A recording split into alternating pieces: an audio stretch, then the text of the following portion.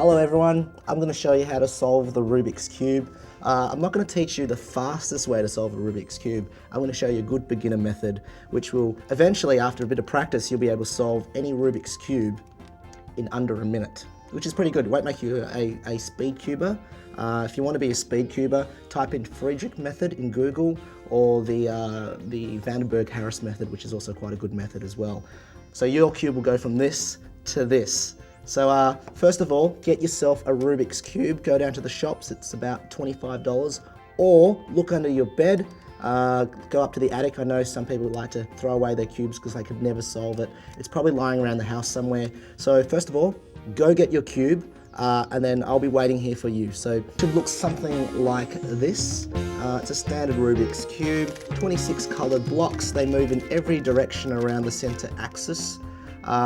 Actually not true. The center pieces, these ones here, don't actually move because they're the points, the 6 points of the axes that all the other pieces revolve around. So there are three different types of blocks. There's the center pieces. This one's blue, this one's orange, this one's yellow. They don't move, so they actually tell you which color that face should be. So all of this should be yellow, all of this should be green, all of this should be white. So to solve a Rubik's Cube, obviously you want the 6 faces to be the same color as the centers. Now all the other pieces move around. There are edges and there are corners. So there's 3 different types of pieces: centers, edges, and corners. Edges have 2 different colors. You've got here yellow and blue, yellow and green, only 2 colors. And the corners, of course, they have 3 different colors. So the pieces that are actually moving are the corners and the edges. Now, have a play with your cube. Just have it in your hand and just move the pieces around. Don't try to move 2 sides at the same time. Just move a side at a time. Sometimes rotate it clockwise, other anti-clockwise. Just get used to the feel of your cube. You have to love your cube. I love my cube. I've been doing this for a very long time. People often ask me, how long did it take you to solve the Rubik's Cube? I say about 7 years. And then I found this book when I was a little kid, and it was called, surprisingly, How to Solve the Rubik's Cube. And so I'm going to teach you that method, the first method I learned to solve the Rubik's Cube, in just a second. So have a go with your cube, just practice spinning it around, sort of study how the different corners and edges move around the center pieces. And after you get bored of that, or you're starting to feel comfortable with your cube, click forward onto the button onto the next part when I'm going to teach you how to solve the Rubik's Cube, the layer theory. All right, well, I'm going to show you how to solve the Rubik's Cube in a bit of an overview, and this is what I like to call the layer theory. Because to solve a Rubik's Cube, you're not actually solving the 6 faces, which is what a lot of people think when they first start with a cube. I have to solve all of blue, I have to solve all of red, I have to solve all of white. It doesn't work like that. You have to sort of think of your cube like lasagna. So if you think of it like lasagna, there's 3 different layers. If I hold the cube up like this, the top part, we'll call it the top layer or the first layer. And then you've got to solve the second layer or the middle layer, and then the final layer, which is the bottom. It's easier to see with one of these cubes. So the top layer will be these 9 squares that you're solving, and then once you've solved all of them, they should be all of the same color on one side and then all of the same color on the edges, like that. And then the second layer or the middle layer is this middle band here. So you have top layer, second middle layer, and then the final layer is the bottom or final last layer. That's the last one you solve. So you're actually solving it in layers. You solve the first layer, second layer, third layer. Now, as a quick overview, I'll explain to you how to solve the Rubik's Cube. Now, of course, you won't actually memorize some of these techniques. I'm just going to show you the steps I'm going through. Then after this, we'll go through step by step how to solve each of the layers of the cube. And that's when this part of the DVD will get really, really boring. But for now, I'll solve the Rubik's Cube. Okay, so it's all muddled up, totally random. Now I'm going to solve the first layer first. Now this will have this layer. I'll call it white. I like to have white as my top layer. So that's just that one there. Now, to solve the first layer, the first thing we need to do is solve what's known as the cross. Now that's just solving the edges. You should have a white cross up top when you finish. Now to make the cross, you have to, of course, match the edges. This top piece here should be white, white, and then the side bits correspond to the center pieces, because the center gives you the face color of that side. So therefore the edge piece that should be here should be white here and blue here, white here and orange there, white here and green here, and white there and red there. So I'm going to make a little white cross, and it looks something like this. I'll teach you the algorithms in the next part of the DVD extra. So I'm making a little cross now. So now I'm going for the green and white bit. There it goes. Now that's 3 sides of the cross. Now the final one is red and white. It's going to go from there to there, which is like that. So I've got a white cross now. So that's the cross part of the first layer done. Now I'm going to do the corners. And then we should have, once we do the 4 corners facing white up, we should have the first layer done. Now, of course, because there's 3 colors to the corner, we want, for example, for this corner here to have white, we want green and red. White, green, red. Well, the piece is already in the right spot. It's just not facing the right way around. So I do this. There it is. Green, white, and red. It's in the right corner. And I'll continue to solve the other corners of the first layer.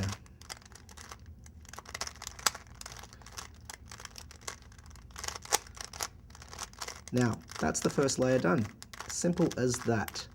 So that's the first layer. Now to move on to the second layer, which is the middle band across here. This is middle band.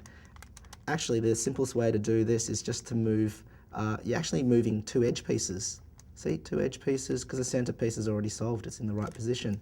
So each side, you're just going to move 2 pieces into position. So I'll show you the algorithms, which is the sequences to get blocks into there in a moment. But for now, I'll just complete the second, or also known as the middle layer.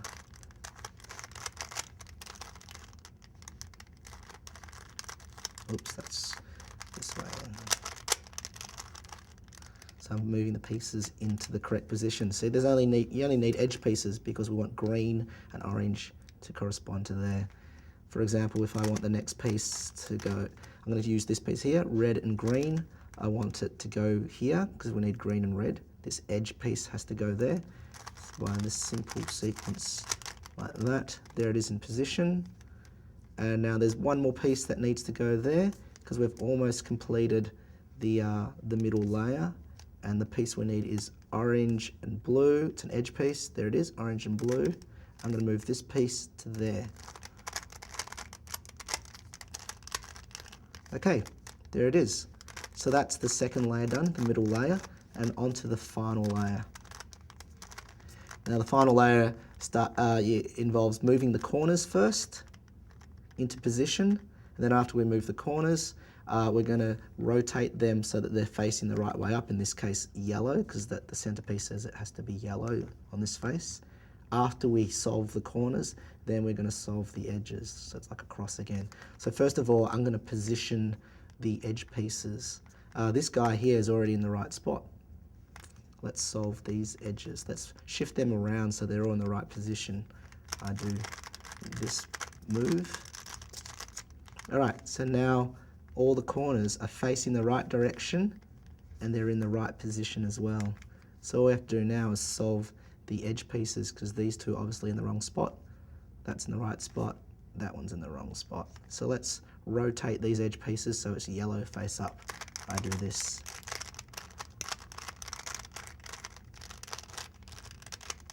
All right, and there's the cube solved miraculously, in less steps than I actually needed to. So what we're going to do now is show you we're going to show you how to solve the Rubik's Cube going through all of those different steps. We're going to do this by teaching you the different types of moves, because these are called algorithms. They're sequences that teach you how to do all those different things that I just showed you, then those different steps to get a block where you want it to go to without messing up the stuff that you've already solved. So we're going to move on to algorithms, and I have to warn you from this point onwards, this part of the DVD is going to get really boring. But if you want to solve the Rubik's Cube, stay watching. Okay, you're still here. Fine, that means you really want to solve the Rubik's Cube, because from here on it's going to get really boring. I'm going to explain what an algorithm is. What's an algorithm? Well, it's a sequence of moves that gets any piece where you want it to go without messing up the part of the cubes you've already solved. For example, if you want this piece to go here, I've memorized a sequence of different moves to do that. These are called algorithms. And each step along the way of solving the cube requires a few different algorithms. Some of them range from as short as 4 different moves. Some of the algorithms are up to, say, 14 moves. But I'm only going to teach you 11 algorithms to solve a Rubik's Cube. So it's going to take a little bit of memory work, a little bit of practice, but after, say, a week, you'll be able to solve any Rubik's Cube that is given to you in about a minute. Okay. So first of all, to teach you the different types of moves in the algorithms, I'm going to have to teach you how to move the cubes in a particular type of way. There's a particular type of notation that I'll use, and it's I kind of developed this kind of graphical thing, because speed cubers, they have like notation like this, R-2, L, and it's really quite confusing. It's almost like reading sheet music. I'm a visual guy. I like to use kind of these hieroglyphics that teach me how to solve the cube. And these are the moves of a particular algorithm. For example, this top part here, this top piece here, these 3 lines, what it is if you imagine the cube held with one face facing towards you, it's simply just moving the top one quarter turn to the left, the top layer. This one does the same thing. It's, if you imagine 3 lines like this, it's all about moving quarter turns. So a quarter turn being like a 90-degree turn. So this algorithm, this move teaches you to turn it that's all it is. Turn the top layer one. If it was faced this way, you'll be moving the top layer 1 to the right. It's quite simple. If the algorithm looked like this one here, that is like that, all you're doing is moving the left-hand face 1 quarter turn up, just like that. And if it was faced, if we had the symbol faced like this, if that arrow was pointing down, it's the right-hand side, just 1 quarter turn down. And similarly, if it's this way, it's the bottom turn that way, and if the move or the notation is drawn up like 3 lines and an arrow pointing right, it's just a quarter turn to the right. Quite simple. So that is obviously that's that. Whichever way the arrow turns is pointing is a quarter turn that way, and a quarter turn just simply means you just move one side to face the next one onwards. Simple as that. There's 2 other types of notation, 2 other types of move, and that doesn't just involve moving things left and right, up and down, but it's actually rotating the face of the cube. That is, the face of the cube, which is facing towards you, you turn it either clockwise, a quarter turn, or anti-clockwise, a quarter turn. And the notation I've come up with looks something like that, or on the cube, looks like this. So if you see this notation, it just means turn the cube 1 quarter turn clockwise. And if, as simple as that, turn it quarter turn clockwise. And we're always talking about the face of the cube that is facing you. Conversely, if you have one that looks like this,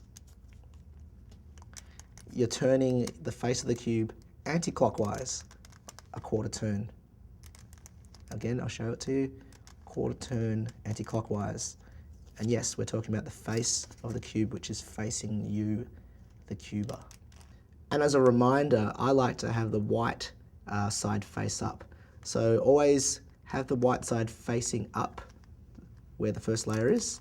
So that's the first layer, second layer, third layer.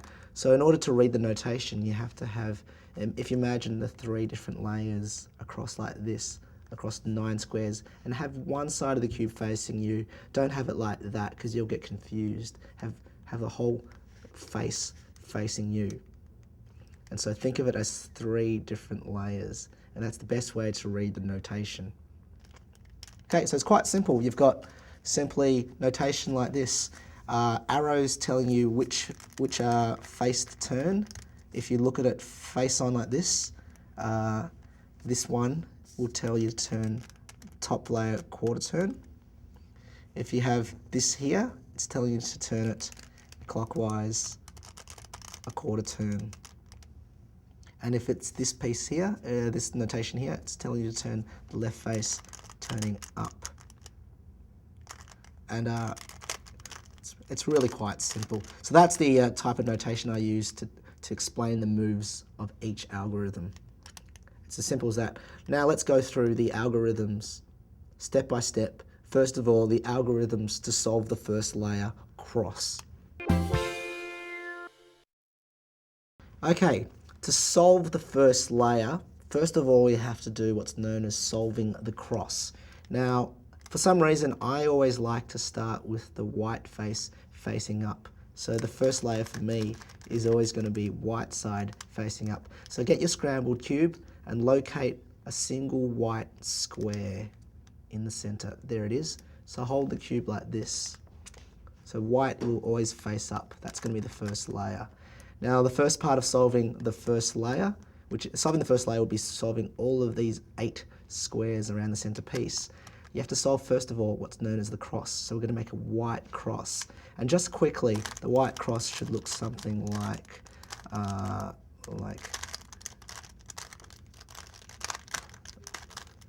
so that's 3 sides of the cross, like that. So let's get that guy out. Okay, and let's move that one out. We want to make a white cross. Now, the reason why it's like this, it's because we're just finding these edge pieces. You see how it's white to match that and green to face the centerpiece? And this edge piece here is white and it's red to match the center. This bit is blue and white to match. This bit is orange and white to match. So that is exactly which piece needs to go where. Each edge has to match the center pieces. Blue, white, orange, white, and green, white. Okay, there's the cross there. What we're going to do is make a cross. And in order to teach you the algorithms, I will have to teach you with a black cube. I've stuck black stickers all across this cube except for the pieces which will be relevant. So, for example, once again, we're going to have the white piece facing up. White piece facing up. And as you can see, the center pieces will denote what color this side of the edge would be, and white's going to be the other side. So we're going to make a white cross here. Let's start with white and orange. So we're going to solve this piece here to make it a bit more clear. This is the destination point.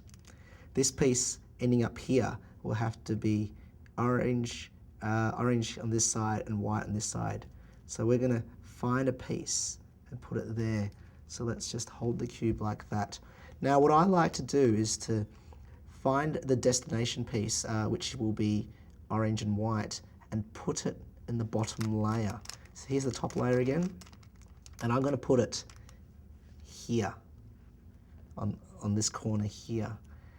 Because I'll explain it in just a second, but just briefly, the reason why is after we start building a cross, we're going to start moving the piece of the cubes around. We don't want to mess up the cross that we've already made. And because the cross is basically the edges of the top layer, I find if I keep moving things to the bottom layer, it's nice and safely out of the way. So what I mean is that I'm going to try to find the piece and move it to directly under where I want it to go. So I'm going to find the orange and white piece and put it into here, and then I'll try to get it up to where it's supposed to go. So first things first, we're going to try to find the piece we want and put it under the destination point. The destination point is here, we're going to put it here. So let's find that white and orange edge piece. Where is it? Here it is here. Now we're going to put it under the destination point. Make sure white is always facing up. Simply, well, by trial and error, it's as simple as that. Just turning the bottom one down. So the good thing is it's already facing white face down. So in order to get it to the top, all you have to do is simply rotate the cube, just like that. Rotate the cube. Here's the algorithm. There it is there. Now how I've drawn it is, that's the destination point. It's with the white face, the white sticker facing underneath the cube. There it is there. It's simply two algorithms. Okay, there's the destination point there.